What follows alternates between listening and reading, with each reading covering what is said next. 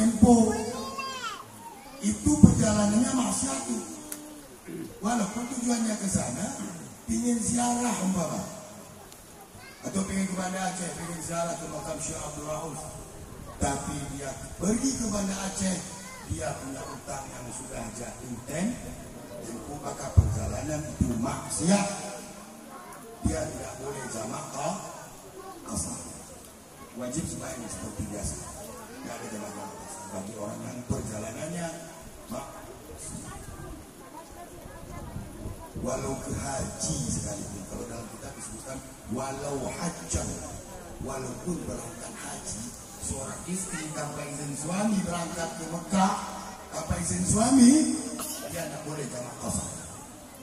Dan perjalanan itu perjalanan maksiat. Berat ya. Jadi kadang-kadang ibu pun bertanya, kenapa sih hukum Islam ini ataupun syariat Islam ini memberatkan kepada Islam. Disinilah bentuk keadilan Allah. Supaya ibu tahu, memang bapak-bapak ini, kaum bapak-bapak ini di dunia santai, bu. Ada santai. Yang katanya kerja sekuat mana lah kerjanya. Masih lebih kuat ibu-ibu di rumah. Apalagi yang PNS. Kerja ke kantor cuma ngopi. Kalau ada tugas baru kerja. Kalau nggak kan banyak habis di kantin. Pulang-pulang berasa seolah-olah sudah mengangkat batang kelapa 10 batang. Ada di kantor cuma duduk-duduk. Memang begitulah keadaan. Di dunia Allah berikan keberatan itu, tugas itu kepada istri. Dan itu tidak selamanya, karena dunia bersifat sementara binasa, fana, hancur. Tapi bagi bapak-bapak tugas berat nanti di akhirat. Ini bentuk keadilan Allah. Di dunia memang terlihat kaum ibu-ibu ini seakan-akan terzalimi, hukum tidak berpihak kepada mereka. Bahkan jangankan hukum agama, hukum adat pun beratkan ibu. Tapi yakin bu, itu nggak lama. Karena sementara ini bapak-bapak ini nanti yang lama di akhirat. Contoh yang ditanggung bapak-bapak. Ibu keluar ini yang itu keras. Ibu-ibu nyapu tanpa pakai hijab, tanpa pakai jilbab. Suami ibu ngopi di depan ini. Ibu-ibu nyapu tanpa hijab, tanpa penutup. Suami tidak negur. Itu nanti di akhirat itu yang kena dosanya suami. Yang kena dosanya kalau suami tidak negur, suami tidak mengarahkan, tidak mengajarkan, itu tanggung jawab suami. Di akhirat kekal, lama dan kekal. Makanya beruntung sebenarnya. Bahkan saya dulu ketika membaca azab-azab yang Allah berikan kepada suami, rasa-rasanya kenapa saya tidak diciptakan sebagai seorang perempuan.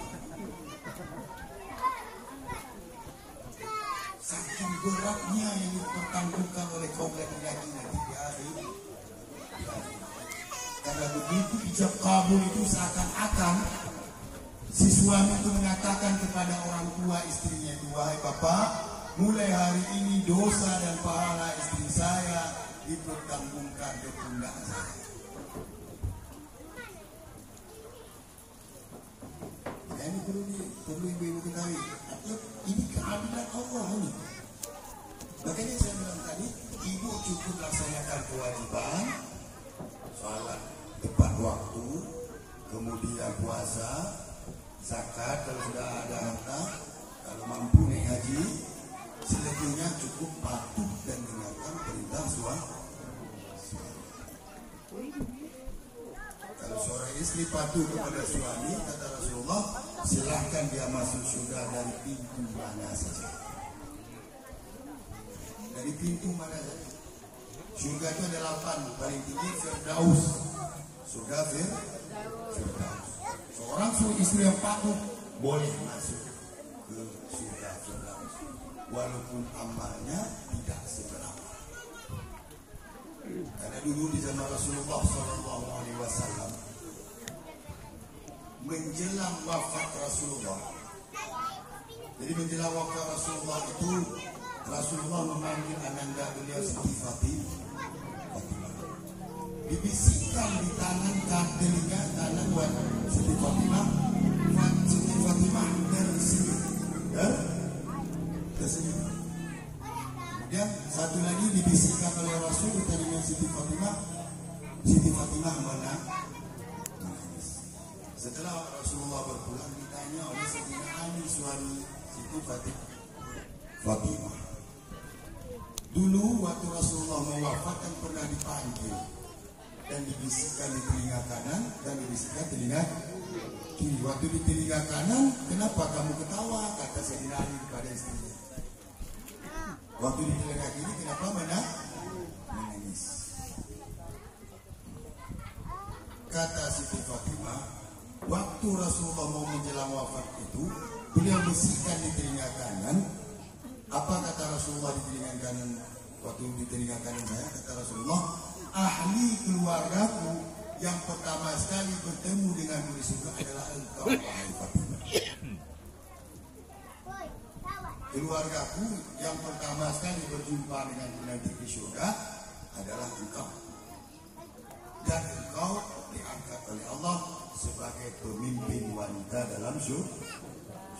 Makanya saya tersenyum. Dan kata Rasulullah, ada sambungannya. Dan nanti teman kamu dalam surga ada satu orang perempuannya. Ada satu orang. Setelah engkau langsung dia duluan masuk surga.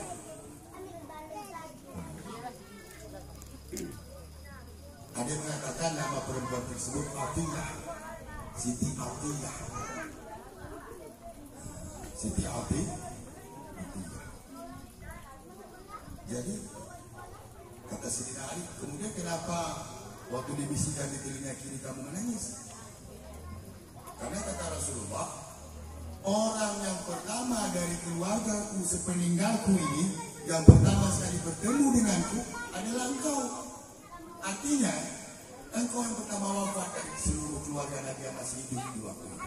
Setelah wafat Rasul, 6 bulan setelah Rasul wafat, wafatlah Siti Fatimah.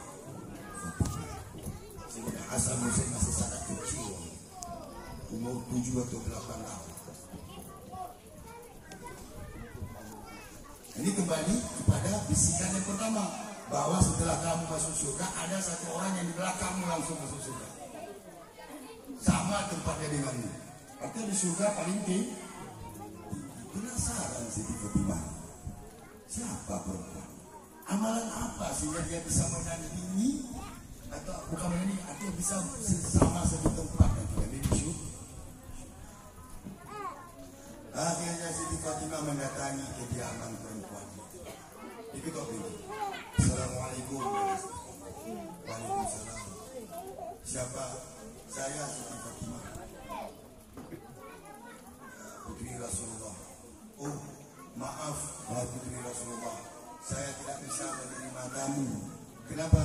Karena tadi pesan suamiku sebelum berangkat keluar rumah, jangan terima siapapun. Nanti ketika pulang suami saya, nanti akan saya sampaikan ini. Mohon maaf putri Rasulullah, saya tidak bisa terima. Sekali berputri Nabi.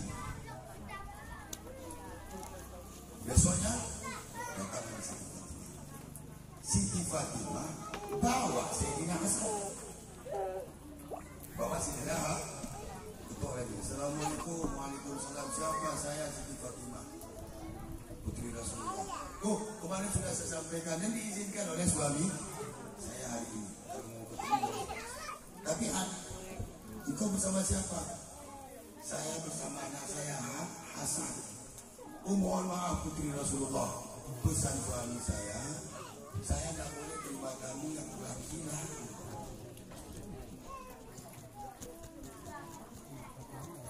Agak jengkel juga sebenarnya Siti Fatimah ini. Padahal laki-laki yang dibawa adalah anak balik lagi usia 8 tahun.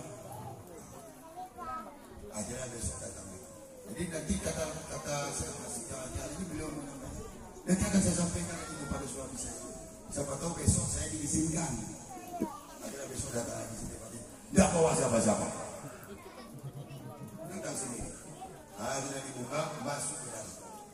Dilihatlah rumahnya. Rumahnya tak besar dan tak mewah, tapi bersih, rapi, tertata. Jadi Siti Fatimah ini masih mengira-ngira kalau karena cuma amalan merapikan rumah mungkin saya bisa lebih rapi dari Siti Fatimah. Kalau urusan berbenar-benar rumah mungkin saya lebih bisa lagi. Banyak malam yang bergaul sampai saya satu surga dengan dia. Di surga Firdaus lagi. Dan setelah saya langsung beliau, kan tentu orang istimewa. Akhirnya sedang bercerita, pulanglah suami saya dari kerja. Ketika pulang, kita izin kepada Siti Fatimah, tunggu sebentar Rasulullah, saya menunggu dan membukakan pintu untuk suami. Pulang suami, dibukakan pintu, kemudian disalami dan tidak bertanya apapun. Tidak bertanya apa. Cuman beliau persilakan dulu, dibersihkan, suami mau dulu, dibersihkan tempat itu. Padahal sudah bersih, tapi dibersihkan. Ini juga pelajaran kepada ibu-ibu. Suami pulang kerja, tidak usah banyak kata-kata. Kalau dia ucapkan salam, assalamualaikum, waalaikumsalam, cuma jawab. Kalau bahasa kita, gosok orang, cukup sampai di situ saja. Gak usah tanya ini bagaimana ini. Biarkan dulu suami dulu.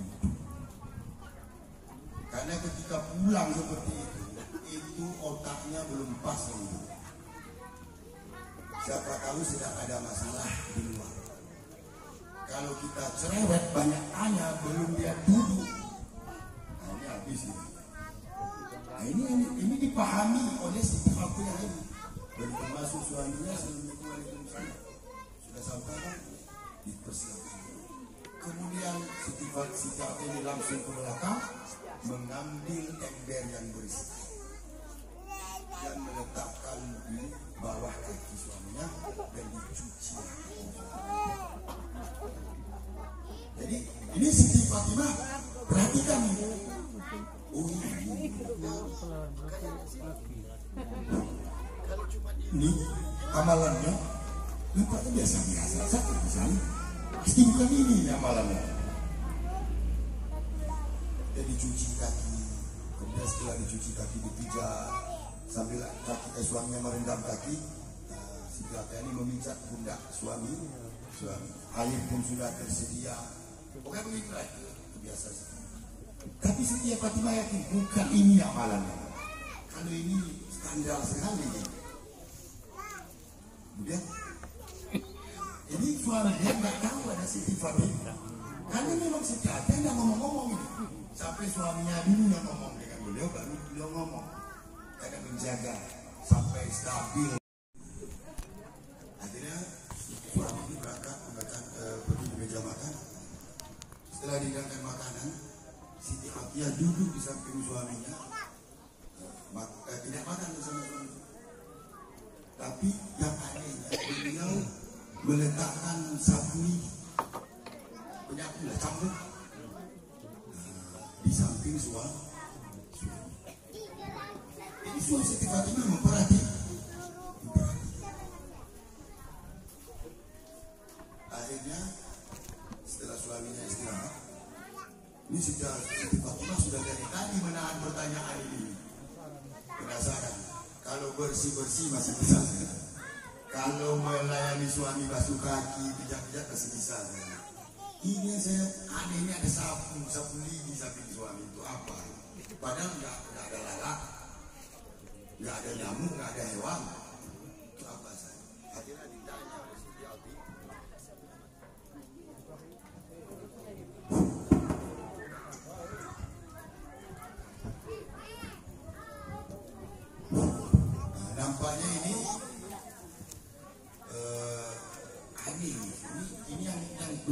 pernah saya temukan. Ditanya, untuk apa sapu? Untuk apa cambuk? Untuk apa cambuk? Kata Siti Afiah, itu adalah untuk suami saya rida. Saya ingin mencari keridhaan suami.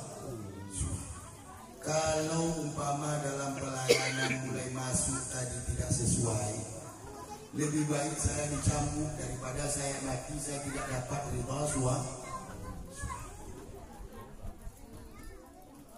Kalau dalam makanan saya ada kekurangan yang dia tidak reda dengan itu, saya lebih reda dia cambuk saya sekarang daripada saya mati nanti tidak dapat reda pada hari ini. Andai kata makanan saya pelayan saya tersentaklah Siti Fatimah. Inilah yang membuatnya, yang membuat Siti Afiah ini setelah Siti Fatimah masuk surga langsung beliau, karena ternyata yang dicarinya adalah riba suami, walaupun kalau tidak riba dengan cambuk dia riba. Jadi kata dicambuk, kalau dengan cambuk itu mendapat riba suami, beliau riba. Kira-kira kita mampu gitu?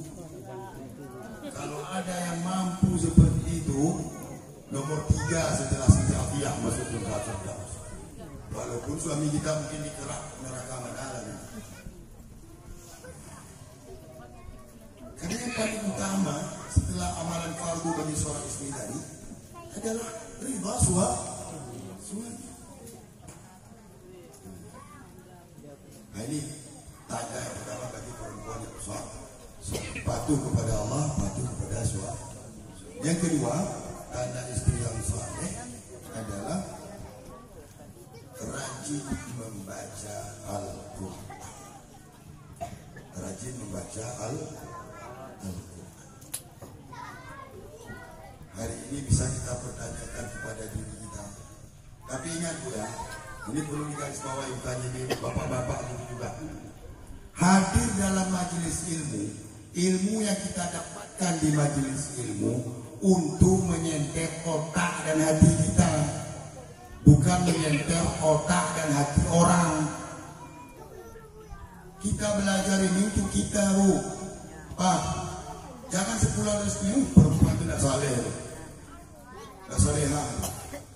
Bukan orang yang disorot, kita yang disorot. Pulang dari majelis ilmu bukan yakin menghakimi orang lain. Ini banyak yang seperti itu saya perhatikan. Itu tanda-tanda yang tidak soleh juga. Tidak soleh, laki-laki tidak soleh dan perempuan tidak soleh. Berarti dia tidak paham belajar itu apa. Belajar ini untuk menyorot akal dan hati kita dan perbuatan kita, bukan hati dan akal dan perbuatan orang lain. Jangan keluar dari sini jadi hakim menyalahkan, oh kamu salah, oh kamu tidak benar, kamu begini, kamu harus begini, kamu harus begitu. Kita dulu, karena ayat punya anfusakum, jaga diri dulu, baru wa'alikum, baru keluarga, setelah keluarga baru tetangga, setelah tetangga baru masyarakat. Ada tahap-tahapnya. Jangan langsung ke orang, kita dulu. Ilmu yang kita dapat di dalam majelis ini kita perlukan untuk mencintai dan bercermin pada diri kita, bukan mencermin orang lah. Makanya kadang-kadang berani ini, Bu, di atas saleh ini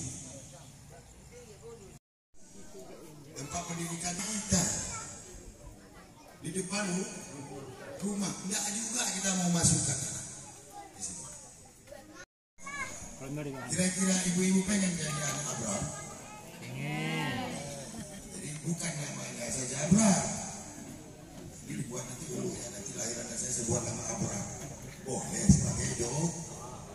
Karena namanya juga pengaruh di akhirat itu. Nama berpengaruh. paling baik itu yang bersandar kepada Allah. Nama orang yang bersandar kepada Allah seperti Abdullah, Abdul Rahman. Salah. Niat luruskan.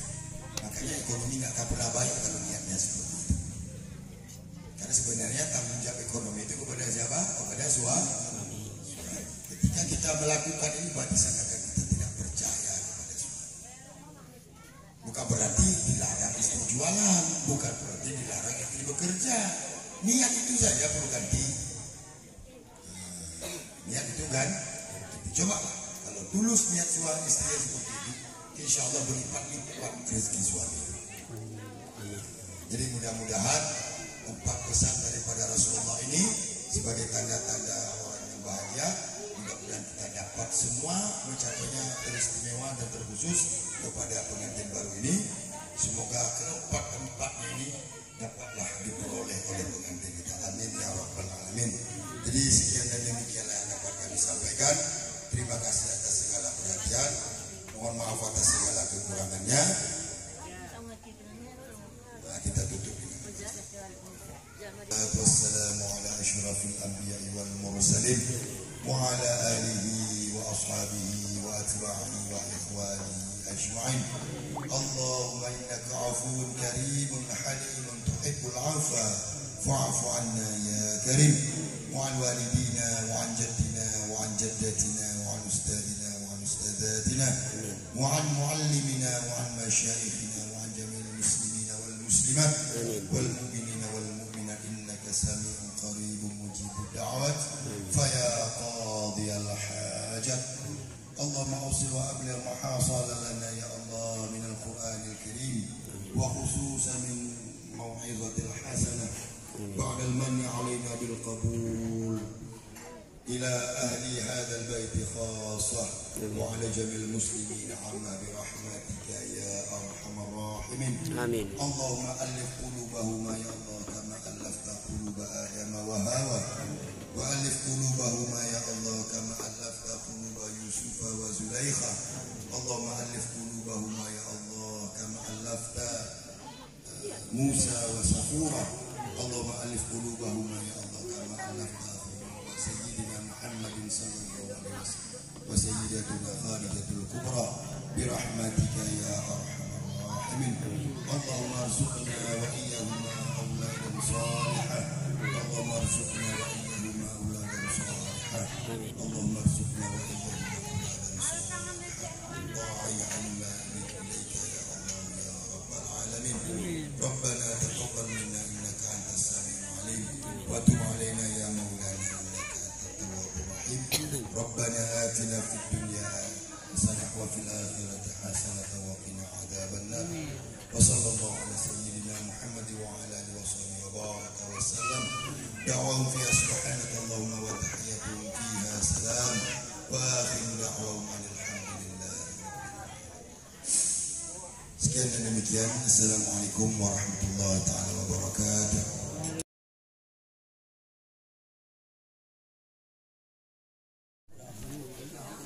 Bola deng.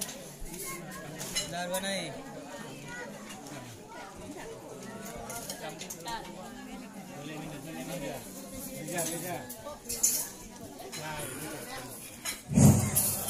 Bismillahirrahmanirrahim. Assalamualaikum warahmatullahi wabarakatuh.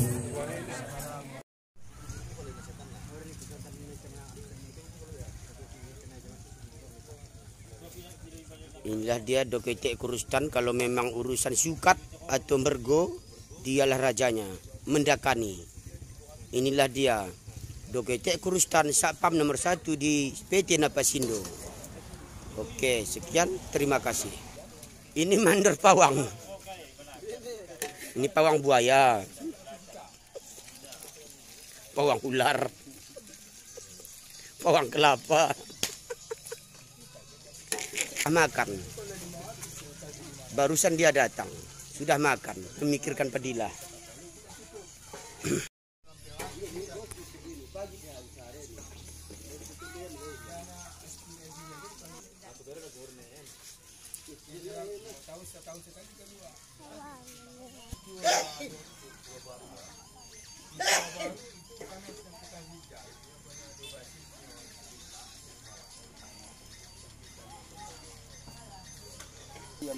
Karena dia sudah pulang pagi, pergi pagi. Inilah dia orangnya. Guntur tak pulang-pulang, bagaikan Bang Toib, gara-gara karaoke di Pulau Sarok.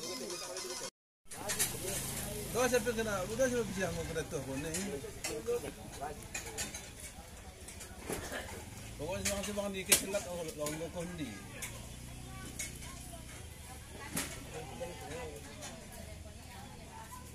Coba suara sana yang kianya.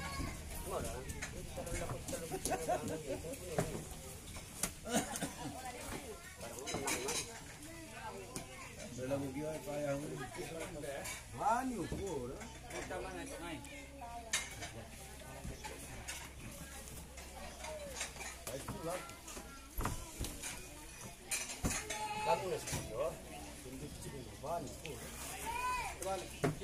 Orang tua kita ini orang gini.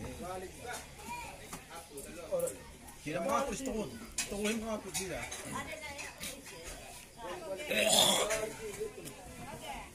Sama ya.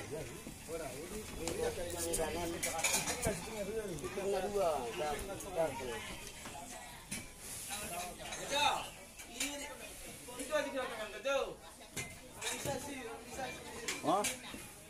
Oh.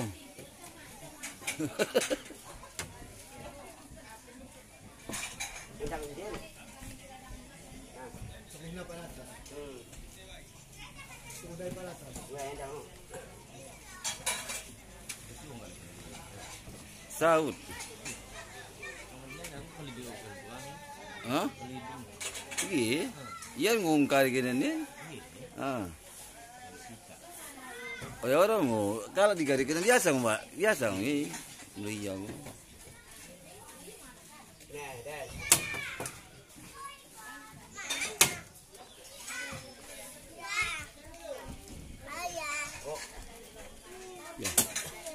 Minum putih. Nggak ada minum putih, teh cuma ada. Sana minta sana. Itu sana. Gua betekan. Kembali apa kunin? Hah? Balikin nama orang.